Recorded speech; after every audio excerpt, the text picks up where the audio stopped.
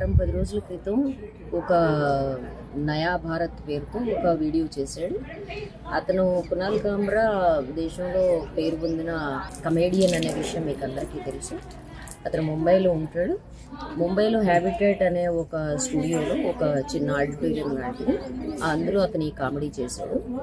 ఈ చేసిన దాంట్లో అతను కోవిడ్ సమయంలో పళ్ళాళ్ళు మోగించడం దగ్గర నుంచి మన ఆర్థిక స్థితి దిగజారడం వరకు అనేక అంశాల మీద సెటైర్లు వేశాడు.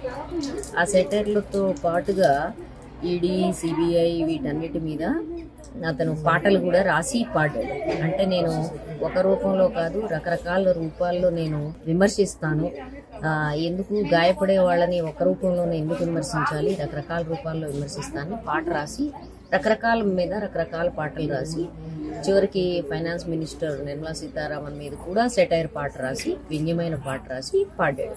ఇక్కడ మనం అర్థం చేసుకోవాల్సింది ఏంటంటే, కునాల్ కామ్రా లాంటి కమేడియన్స్ అనేక మంది అనేక రకాలుగా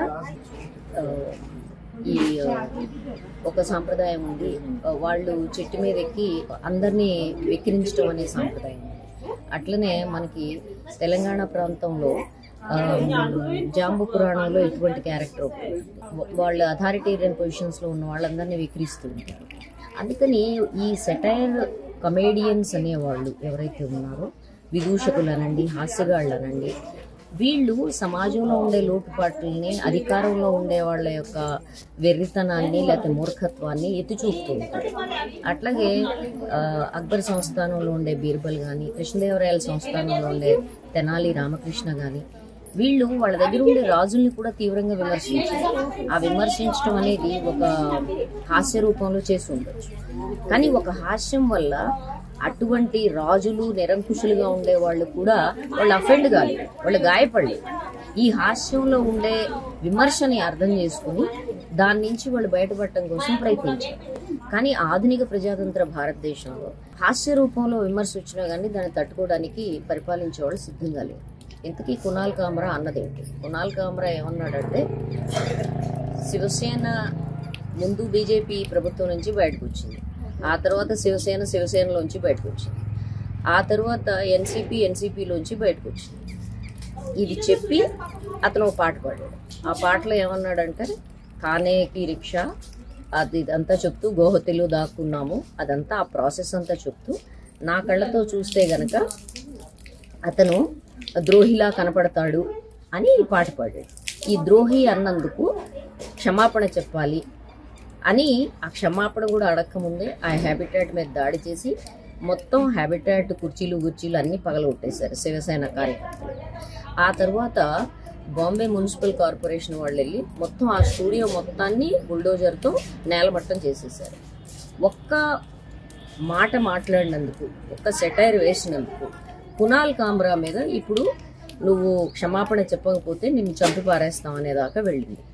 ఇక్కడ సమస్య ఏమొస్తుందంటే, ఆ డిప్యూటీ ఉప ముఖ్యమంత్రిగా ఉన్న షిండే కూడా ఒక చర్య జరిగినప్పుడు దానికి ప్రతిచర్య ఉంటుంది అని మాట్లాడాడు. నువ్వు కదా చర్య చేసింది, నువ్వు కదా శివసేన నుంచి బయటకు వచ్చి ద్రోహం చేసింది, మరి ఏ చర్యకి ఏ ఉపచర్య జరగడం వల్ల నువ్వు ఈ పని చేసావు అని అడిగే వాళ్ళు ఎవరూ లేరు. అయితే కునాల్ కామ్రా స్పష్టంగా నేను క్షమాపణ చెప్పను అని ప్రకటించాడు.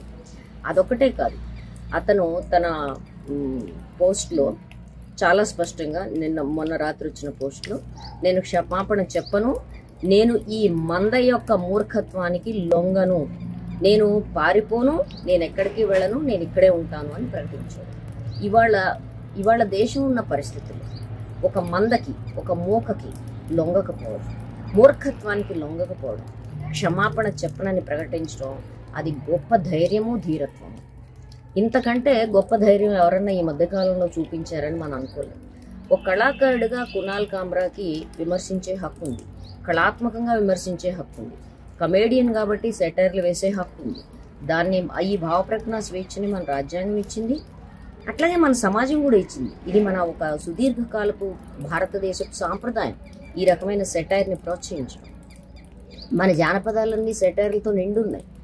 కానీ ఇవాళ నిన్ను చంపేస్తాం, ఒక మాట నువ్వు మాట్లాడినది, పూరా మహారాష్ట్ర అంటున్నారు ఆ మాట, గద్దార్, ద్రోహివి నువ్వు అని షిండేని. కానీ ఇవాళ వచ్చేసి ఒక కమేడియన్ అన్నాడు కాబట్టి అతని మీద విరుచుకుపడ్డారు. ఇదే మాట అతనికి ఉప ముఖ్యమంత్రిగా ఇంకో ఉప ముఖ్యమంత్రిగా ఉన్న అజిత్ పవార్ అన్నాడు. ఇదే మాటని నిన్న ముంబై బ్రిడ్జ్ ఎక్కి ఉద్ధవ్ ఠాక్రే అన్నాడు. మేము అంటాము అని చెప్పి చాలా నిర్ద్వందంగా వాళ్ళు ప్రకటించారు. మరి ప్రకటించినప్పుడు వాళ్ళ మీద దాడులు చేయగలిగిన సత్తా ఎందుకు లేదు? అంటే కళాకారుడి వెనకాల ఈ మంద బలాలు, రాజకీయ బలాలు ఉండవు కాబట్టి కళాకారుడి మీద దాడి చేస్తారా? ఇందులో ఒక పాజిటివ్ కోణం ఏంటంటే, కునాల్ కామ్రా ఎప్పుడైతే నేను క్షమాపణ చెప్పనని ప్రకటించాడు, కుప్పలు తెప్పలుగా అన్ని దేశాల నుంచి అతనికి సపోర్ట్ వస్తుంది, మద్దతు వస్తుంది. అందరూ అంటున్నారు, నువ్వు నిలబడు, నువ్వు పోట్లాడు, నువ్వు కలబడు, నువ్వు క్షమాపణ చెప్పాల్సిన అవసరం లేదు, నీకు రక్షణ కల్పించడానికి, నీ మద్దతు ఇవ్వడానికి మేము ఉన్నాం అనడంతో పాటు ప్రపంచంలో ఉండే అన్ని దేశాల కరెన్సీలో అతనికి డబ్బులు కూడా పంపిస్తున్నారు. నీకు డబ్బులు లేకుండా చేస్తారేమో, నిన్ను బతకకుండా చేస్తారేమో, ఇదిగో నువ్వు డబ్బులు తీసుకొని పంపిస్తున్నారు. భారతదేశంలో కూడా కాస్త తలకాయ ఉన్న పత్రకారులందరూ, పత్రికాకారులందరూ, విలేకరులందరూ, కళాకారులందరూ కునాల్ కామ్రాకి బేషరతుగా మద్దతు ప్రకటిస్తున్నారు. అంతేకాకుండా అధికారంలో ఉండి ఈ రకమైన గూండా దాడులు చేసే అధికార మదాన్ని ప్రశ్నిస్తున్నారు. మిత్రులారా, కళాకారులారా, తెలుగు రాష్ట్రాల్లో ఉండే మనం, తెలుగు రాష్ట్రాల్లో హాస్యానికి, వ్యంగ్యానికి, సెటైర్కి మనం స్థానం కల్పించే మనం, మన గర్వమైన జానపద సాంప్రదాయాన్ని ముందుకు కొనసాగించే మనం తప్పనిసరిగా కునాల్ కామ్రాని సమర్థించాలి.